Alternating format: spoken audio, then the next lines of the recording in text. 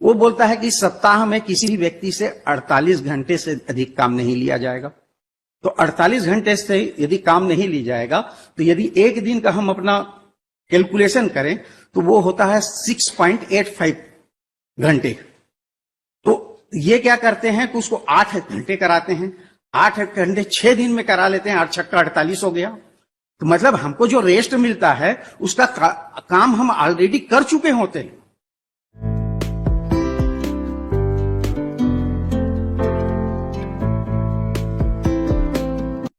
हाँ बताइए sir. Sir मूल रूप से याचिका जो है साप्ताहिक अवकाश का है, जो माइंस एक्ट 1952 की धारा 28 साप्ताहिक अवकाश विथ पेमेंट होने के संबंध में है। साथ ही इस एक्ट की धारा 29, 30, 49 एवं 50 से संबंधित है। सर उत्तरवादी द्वारा यह स्वीकार किया गया है कि अपराधी माह में 26 दिन का वेतन प्राप्त करने वाला कर्मचारी है।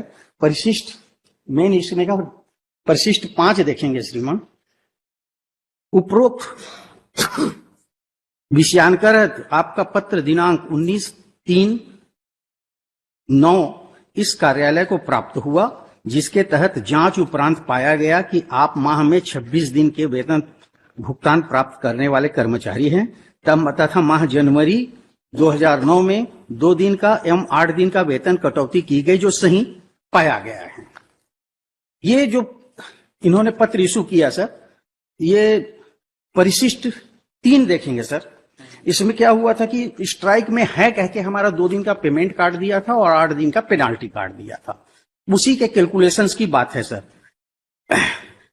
यह कि माह जनवरी का मुझे वेतन पर्ची प्राप्त हुआ, जिसमें उसमें मेरे वेतन से 2 दिन की कटौती की गई है। मैं अनुपस्थित था यह कि मेरा बेसिक वेतन 12,054 है और 2 दिन का वेतन 12,054 डिवाइडेड बाई 30 तो 401 रुपए 80 पैसा होता है। तो 803 रुपए 60 पैसे कटना होता है। मेरे बेसिक 12,054 803 रुपए घटाने पर मेरा बेसिक 11,250 रुपए होना चाहिए, किंतु मेरे पेमेंट पर्ची में मेरा बेसिक 11,126 रुपए दिया गया है। इस प्रकार गलत ढंग से गणना की गई है। से थर्ड पोर्शन में सर यह कि प्रबंधन तंत्र को यह मानकर कि मैं हड़ताल में था, मेरे वेतन से 8 दिन का वेतन भी अलग से काटा गया, इसे भी गलत ढंग से काटा गया। मेरा वेतन बेसिक एसडीए वीडीए मूल रूप से 12,054, 216, 37, 6,111, 37 टोटल होता है 18,381.74 रुपए। इस प्रकार से 18,381.74 डिवाइडेड बाई 30 करने पे 612 रुपए 72 पैसे आता है। इसका 8 दिन का यदि वेतन भी कटौती किया गया है तो 4,901 रुपए 79 रुपए होता है, किंतु मेरे पेमेंट से 5,656 रुपए की कटौती की गई। ये हमने उनको पत्र लिखा था कि आपने क्या नाम से जो काटा है वो गलत काटा है। तो उसके आधार पे ही इन्होंने क्या नाम से परिशिष्ट 5 कही कि आप माह में 26 दिन का वेतन प्राप्त करने वाले कर्मचारी। इसके कानून क्या है जी रूल क्या है? 12.2.0 क्या है? वेजेस कैसे मिलेगा पैसा? हाँ सर, ये वो भी वही बताइए आप। बाकी तो अपना है जो लर्नर सिंगल जज के ऑर्डर में क्या खामी है ये बता दीजिए कि उनका क्या चीज उन्होंने गलत डिसाइड किया, उसी पे हमको आपको बताना है। बाकी क्या मतलब 2.2 सर। हाँ, इसमें इसके साथ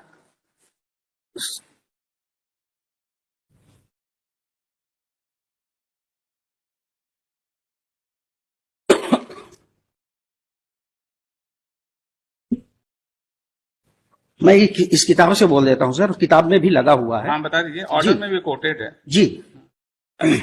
सर इन्होंने क्या नाम से मिनिमम वेज निर्धारित किया गया, एक जेबीसीसीआई कमेटी बनाया और एनसीडब्ल्यूए के अंतर्गत जेबीसीसीआई से, तो उसमें उन्होंने ये दिखाया कि बेसिक पे जो पहले क्या नाम से 312 रुपए 46 पैसे था, रिवाइज करके 321 रुपए 54 पैसे हुआ।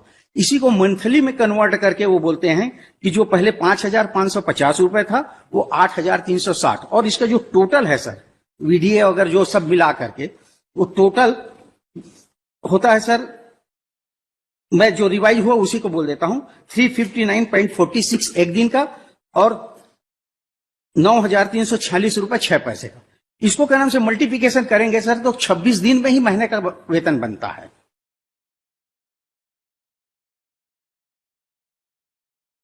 पैरा 8 का जवाब बता दीजिए जरा, इसके बारे में क्या कहना है। लर्निंग सिंगल जज ने पैरा 8 में जो लिखा है, जी। फाइंडिंग दी है, उसके बारे में क्या कहना है आपको?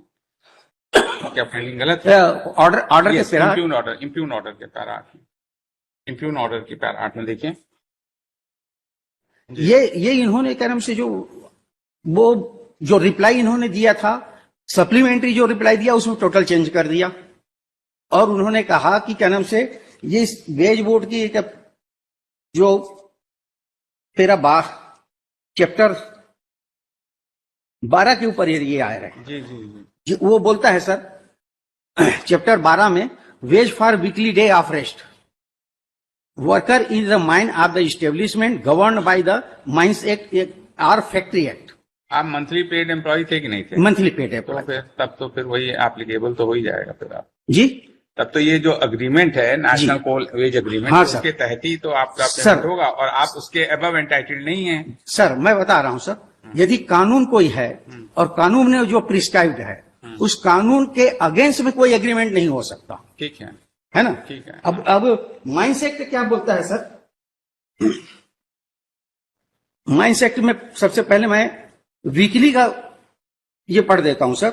सप्ताह से शनिवार की रात्रि को या ऐसे अन्य रात्रि को जो मुख्य निरीक्षक या किसी निरीक्षक द्वारा किसी विशिष्ट क्षेत्र के लिखित रूप से अनुमोदित किया जाए, मध्य रात्रि को प्रारंभ होने वाली 7 दिन की कालावधि से अभिप्रेत है। धारा 28 बोलता है सर, किसी भी व्यक्ति को खान में किसी एक सप्ताह में 6 दिन से अधिक काम करने नहीं दिया जाएगा। अब उसके बाद सेक्शन 50 बोलता है, छुट्टी की परिभाषा क्या है? साप्ताहिक विश्राम दिन अथवा उत्सवों के लिए या अन्य ऐसे अवसरों के लिए अवकाश दिन इस अध्याय के प्रयोजन के लिए छुट्टी के अंतर्गत नहीं आते, चाहे वे छुट्टी कालावधि के दौरान हो या उसके ठीक पहले या बाद। ये जो एग्रीमेंट बोल रहे हैं सर, इसमें कहीं पे भी नहीं लिखा है कि साप्ताहिक अवकाश का पैसा नहीं देना है, क्योंकि माइंस एक्ट को ओवर रूल नहीं कर सकते। जो ये बोल रहे हैं कि उस दिन यदि हमको काम पे बुलाएंगे तो हमको डबल वेजेस देंगे, यदि हम ऑलरेडी रेस्ट कर रहे हैं। अब वीकली जो सेक्शन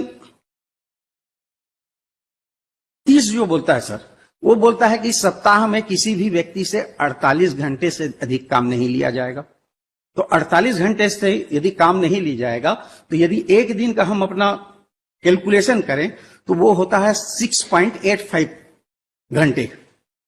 तो ये क्या करते हैं कि उसको 8 घंटे कराते हैं, 8 घंटे 6 दिन में करा लेते हैं, 8 छक्का 48 हो गया।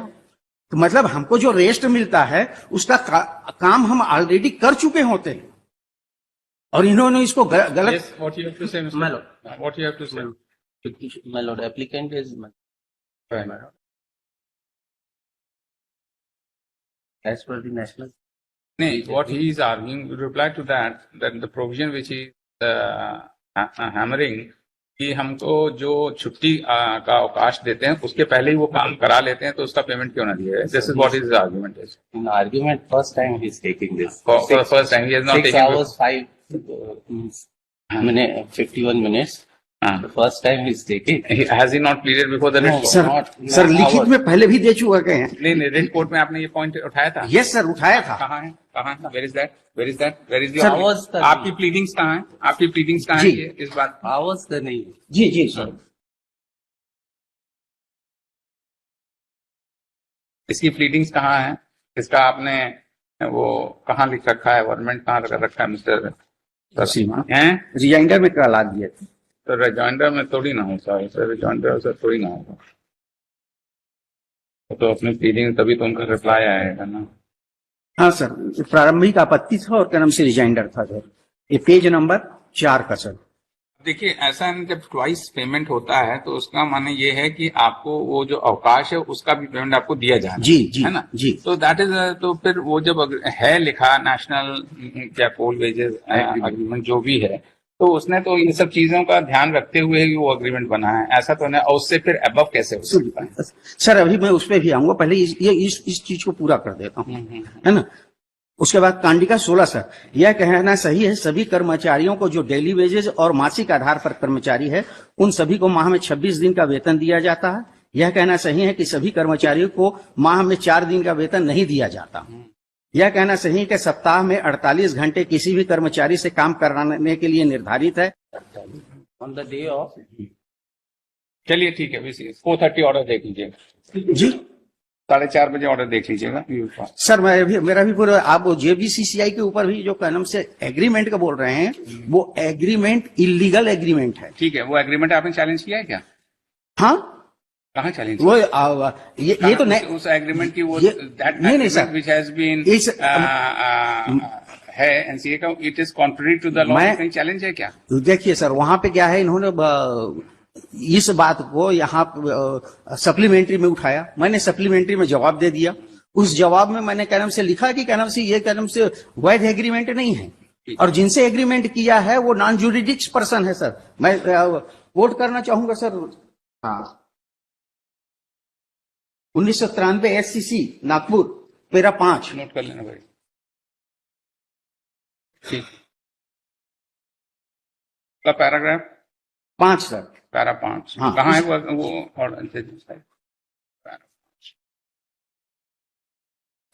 बॉम्बे हाई कोर्ट, पैरा 5 जी। An interest in the interesting question does arise this appeal of the for determination determination and that the question is related वाला पोर्शन आप वो लाइए जो रेलिवेंट है portion.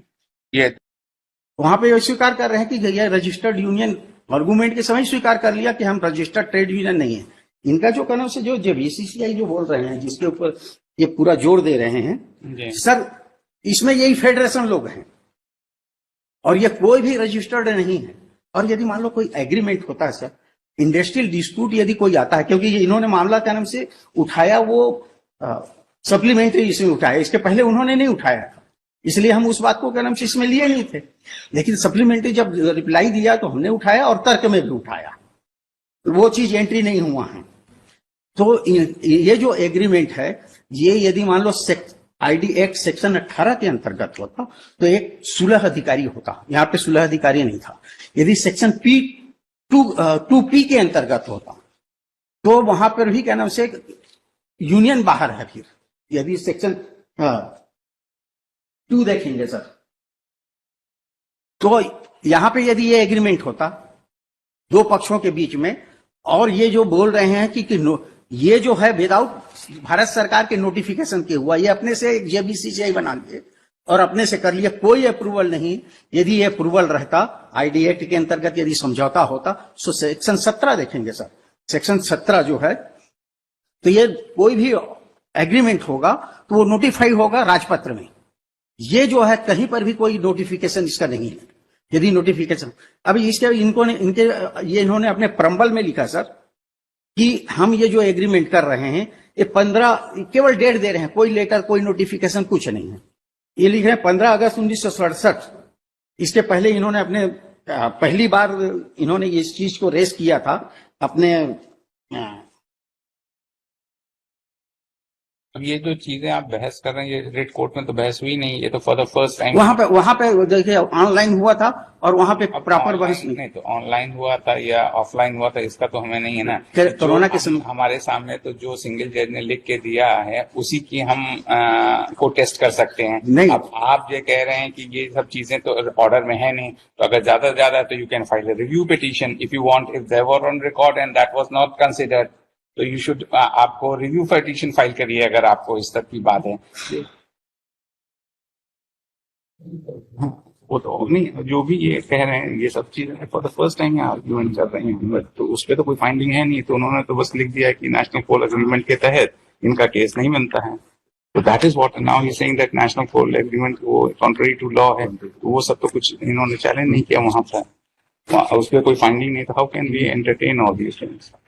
Mister Saraf, if you अगर आप चाहें तो अगर देखिए आप उसमें रिव्यू फाइल कर लीजिए, क्योंकि देखिए ये सब चीजें जो आप बहस कर रहे हैं वो जरूर आप कह रहे हैं कि इन्होंने सप्लीमेंट्री में लाया और आपने उसको उस तरह से रिजॉइंडर दिया और आप यहाँ हमारे सामने for the first time. Learned single जज का कोई भी फाइंडिंग इस बाबत नहीं है। उन्होंने तो plain and simple national sir coal मैं एग्रीमेंट के तहत ऐसा है सर, ऑर्डर उन्होंने किया है हाँ, हाँ। ना रिजर्व करके। मैंने रिटर्न मैं यहाँ पे रिटर्न जो दिया हूँ, मैं इसके साथ में जो अटैच किया हूँ सर, क्या रिटर्न आपने दिया? रिटर्न क्या दिया आपने? हाँ ये रीट अपील में, रेट अपील दीजिए, रीट अपील के पेज नंबर 15, प्रारंभिक supplementary reply. Supplementary.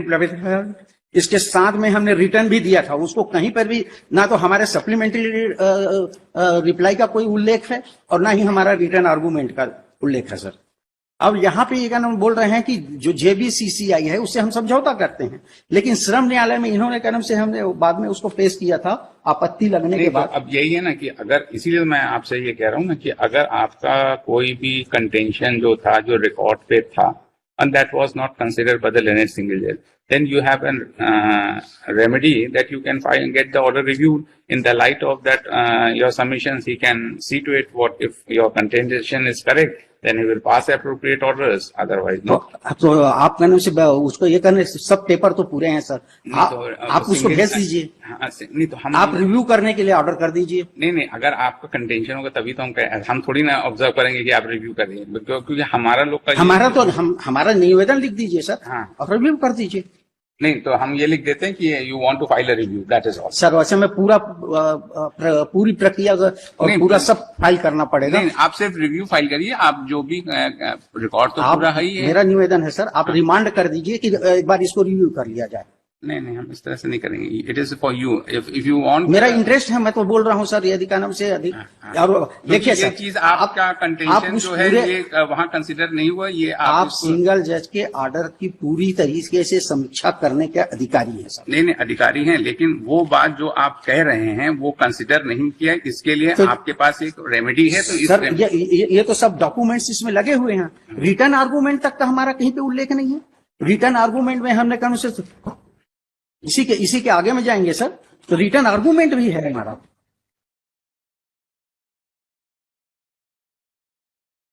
Return argument page number 27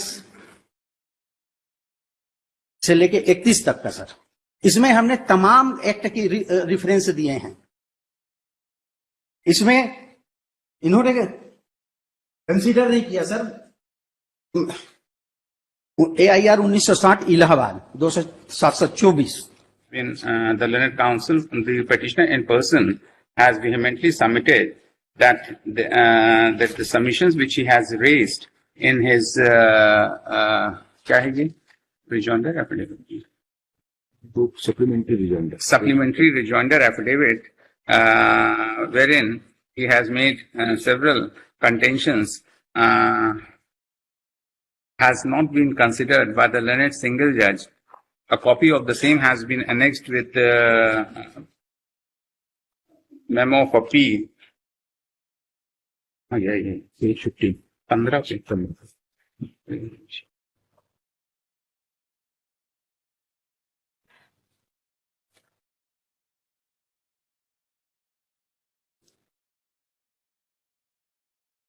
यही है ना, dated 23/7/2021 है ना, and he is has raised the same and he has drawn the attention of the court towards the same, and in view of the same, the petitioner, if so desires, may file a appropriate petition for reviewing the order passed by the Learned Single Judge. The petition is accordingly disposed of. तो हमको इसमें पूरा document फिर से लगाना नहीं, पड़ेगा। आप अब ये तो हर चीज हम थोड़ी ना बताएंगे आपको।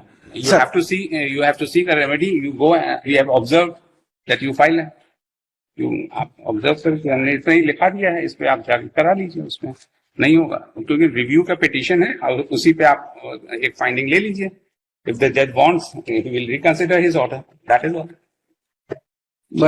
हमको रिव्यू फाइल करना पड़ेगा। यस, हमने कहा if you desire, that is what, आपके ऊपर छोड़ा है, दैट इज व्हाट।